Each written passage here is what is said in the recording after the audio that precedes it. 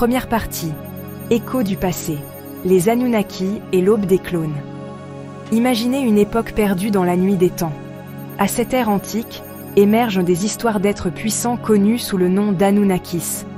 Ils possédaient des connaissances et une technologie avancée, façonnant le destin de l'humanité primitive. Selon ces récits anciens, les Anunnakis utilisaient leurs connaissances avancées pour manipuler la vie elle-même. Les échos des expériences de clonage des Anunnaki pourraient-ils encore résonner dans notre monde moderne? Explorons ensemble ces possibilités.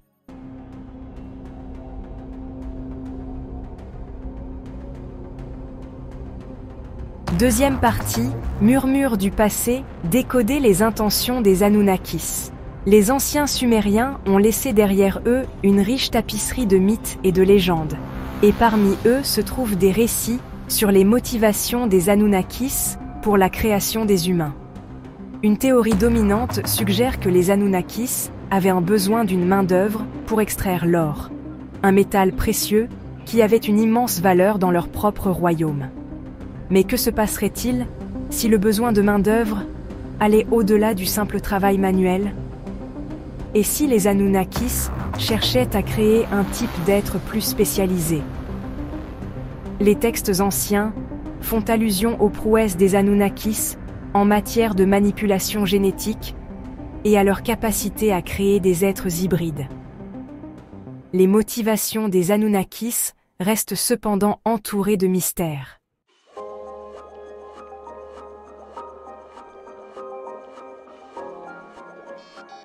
Troisième partie, la réalité d'aujourd'hui, plongée dans l'univers du clonage moderne. Avançons rapidement de plusieurs millénaires depuis l'époque des Anunnakis jusqu'à nos jours. Le clonage, autrefois relégué au domaine de la science-fiction, est devenu un champ d'études tangible. Les scientifiques ont cloné avec succès une variété d'animaux, de la célèbre brebis Dolly aux primates. Les implications du clonage humain sont vastes et complexes, suscitant à la fois l'enthousiasme et la crainte. Cependant, les considérations éthiques entourant le clonage humain sont tout aussi profondes.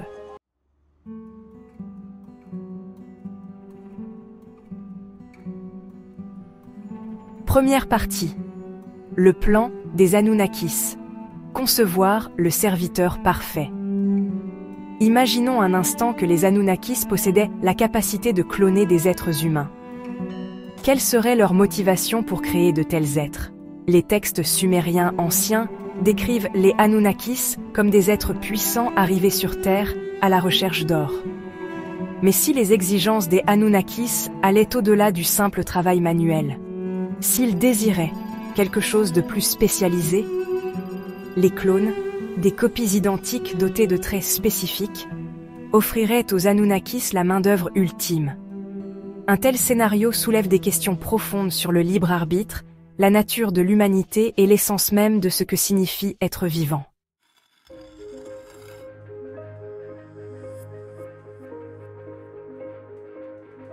Deuxième partie.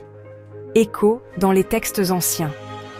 Des indices de clonage dans les mythes et légendes. L'épopée de Gilgamesh, l'une des plus anciennes œuvres littéraires qui nous soit parvenue, raconte l'histoire d'un roi qui se lance dans une quête d'immortalité. Ce concept de préservation de la graine de vie a conduit certains chercheurs à spéculer sur l'existence de connaissances génétiques avancées dans l'ancienne Mésopotamie. La graine pourrait-elle être une référence métaphorique à l'ADN ou à une autre forme de matériel génétique? Le livre des morts égyptien contient également des passages intrigants qui suggèrent la possibilité du clonage. L'idée de créer un double, même s'il ne s'agit que d'un double spirituel, suggère une fascination pour le concept de réplication de la vie.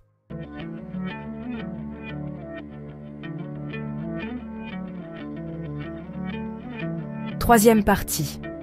La tour de Babel et au-delà. L'ambition de l'humanité.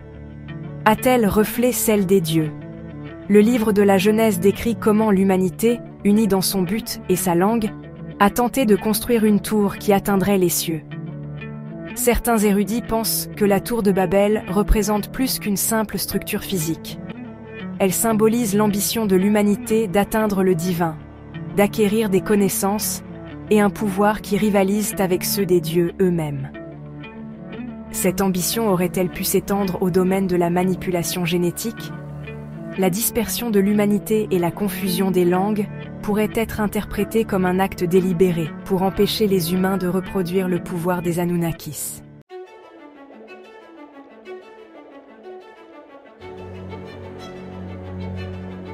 Première partie. Avancées et limites, le clonage au XXIe siècle. La fin du XXe siècle a été témoin d'un tremblement de terre scientifique avec la naissance de la brebis Dolly en 1996. Dolly était un clone, une copie génétique identique d'une autre brebis, créée grâce à la merveille de l'ingénierie génétique. Depuis Dolly, le domaine du clonage a progressé à un rythme effréné.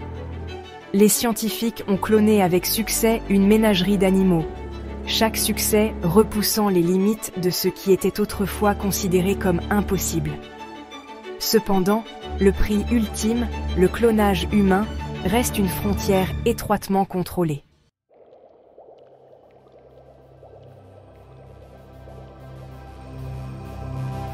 Deuxième partie, carrefour éthique. Naviguer dans les dilemmes du clonage humain.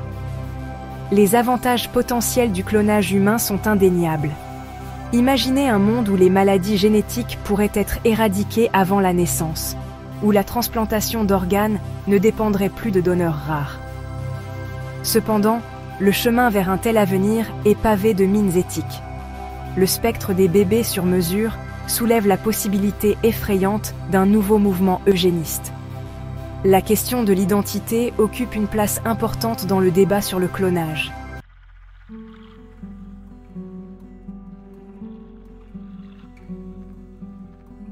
Troisième partie, agenda secrets et vérités. Cachés, spéculation et conspiration. Au-delà du domaine de la science conventionnelle, les murmures de programmes de clonage clandestin et de vérités cachées abondent. Les théoriciens du complot soulignent le secret gouvernemental et la rapidité des progrès technologiques, comme preuve que le clonage humain est déjà en cours. Certains pensent que des individus ou des organisations puissantes clonent secrètement des humains à des fins néfastes. Bien que de telles affirmations manquent souvent de preuves concrètes, elles exploitent une peur profonde de l'inconnu.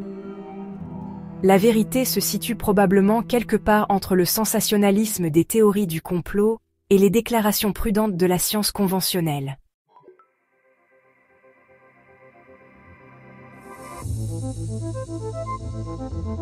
Quatrième partie. L'avenir de la création.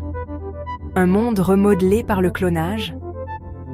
Alors que nous nous trouvons au bord d'une nouvelle ère de l'ingénierie génétique, la question du clonage continue de nous captiver et de nous interpeller. Allons-nous embrasser son potentiel pour soulager la souffrance et repousser les limites du potentiel humain, ou allons-nous succomber à nos peurs? L'avenir du clonage est entre nos mains. Nous devons avancer avec prudence, en pesant les avantages potentiels par rapport aux risques. Que signifie être humain à une époque où l'essence même de la vie peut être manipulée en laboratoire?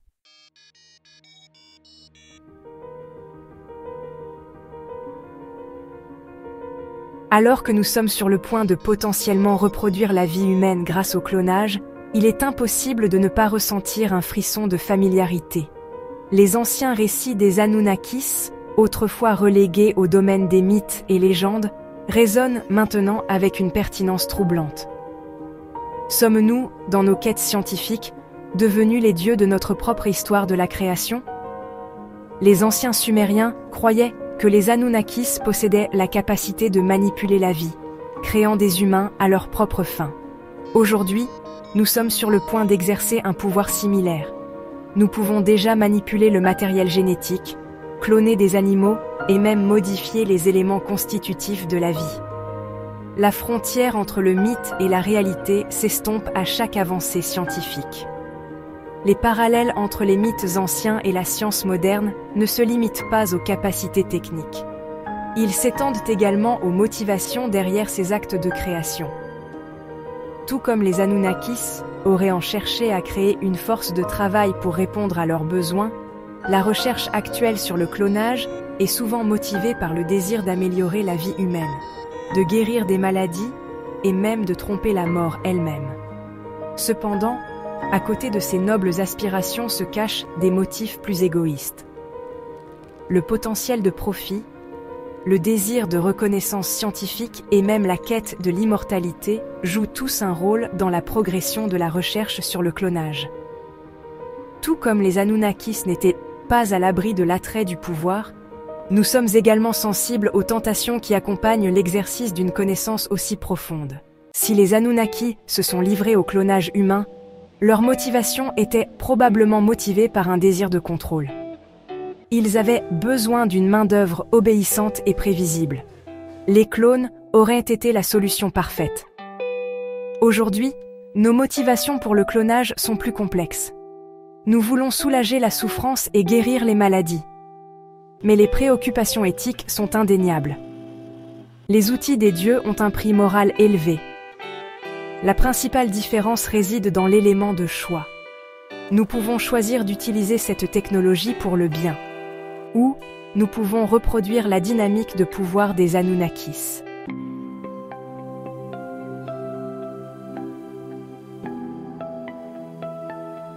La prétendue implication des Anunnakis dans la création humaine soulève une question profonde: avons-nous évolué naturellement, ou avons-nous été conçus par une intelligence plus avancée?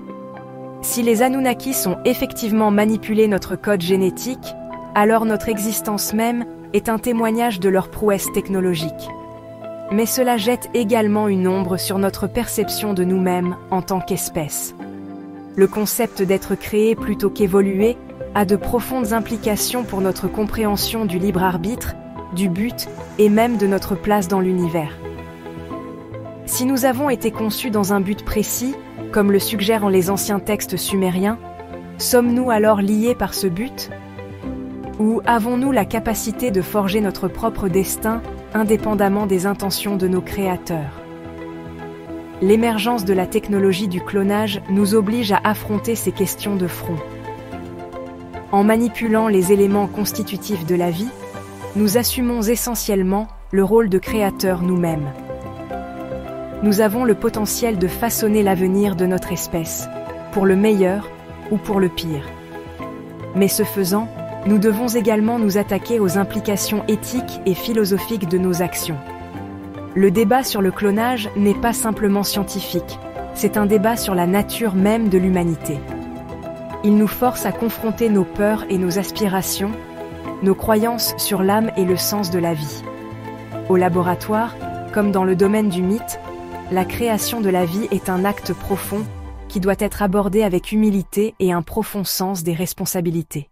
Alors que nous nous aventurons dans la technologie du clonage, nous sommes guidés par les murmures d'avertissement de notre passé et les échos d'espoir pour un avenir meilleur. Les mythes anciens nous rappellent les dangers de jouer avec des forces inconnues. Pourtant, le clonage peut soulager la souffrance et guérir les maladies. La même technologie pourrait créer un avenir dystopique ou débloquer des remèdes. L'avenir du clonage sera façonné par nos choix éthiques. Nous devons procéder avec prudence et espoir. La leçon des Anunnakis concerne la responsabilité du pouvoir. Utilisons nos connaissances pour un avenir où tous sont valorisés. Le monde du clonage, tout comme les mythes anciens, est entouré d'un voile de secrets et de spéculations.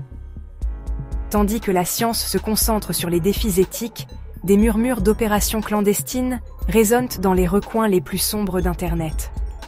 Des rumeurs de programmes gouvernementaux secrets, d'organisations obscures aux motivations inconnues et d'individus fortunés cherchant à tromper la mort par le clonage circulent comme des murmures dans le vent. Bien que les preuves concrètes restent insaisissables, la possibilité de telles activités clandestines ne peut être totalement écartée. La même technologie pourrait être utilisée pour créer des armées de soldats génétiquement modifiés. Une perspective terrifiante qui relève davantage de la science-fiction. La vérité reste insaisissable, cachée sous des couches de spéculation et de désinformation. La convergence des mythes anciens et de la science de pointe nous oblige à affronter une question fondamentale. Sommes-nous prêts à endosser le rôle de créateur?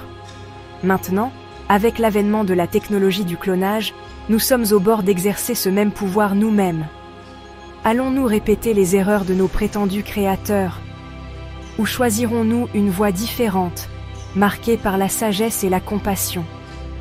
Nous ne sommes pas des dieux, mais les gardiens d'un réseau de vie délicat et interconnecté.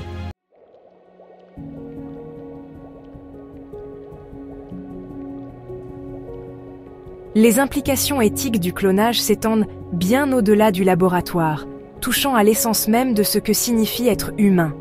Si nous pouvons créer des copies génétiquement identiques de nous-mêmes, qu'est-ce que cela signifie pour notre compréhension de l'individualité, de l'identité et de l'âme? Les clones seront-ils considérés comme des individus uniques avec leurs propres espoirs, rêves et aspirations? Ou seront-ils relégués au statut de simples copies, à jamais définis par leurs prédécesseurs génétiques? Le potentiel de dommages psychologiques pour les clones et leurs donneurs génétiques est une préoccupation sérieuse.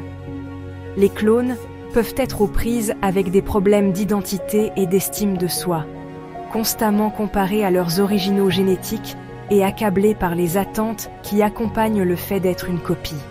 Les donneurs, quant à eux, peuvent être aux prises avec des sentiments de culpabilité, de responsabilité, ou même un sentiment d'être remplacés par leur propre progéniture génétique. De plus, la capacité de cloner des humains soulève le spectre d'un nouveau mouvement eugénique, où les individus sont valorisés non pas pour leur caractère ou leur réalisation, mais plutôt pour leur constitution génétique. Les riches et les puissants pourraient potentiellement utiliser le clonage pour perpétuer leur propre lignée, créant une sous-classe génétique et exacerbant les inégalités sociales existantes. Les défis éthiques posés par le clonage sont complexes et multiformes, exigeant un examen attentif et un dialogue continu. Nous devons avancer avec prudence, en établissant des lignes directrices éthiques claires et en engageant des conversations ouvertes et honnêtes sur les avantages et les risques potentiels de cette technologie. Les choix que nous faisons aujourd'hui façonneront non seulement l'avenir du clonage, mais l'avenir de l'humanité elle-même.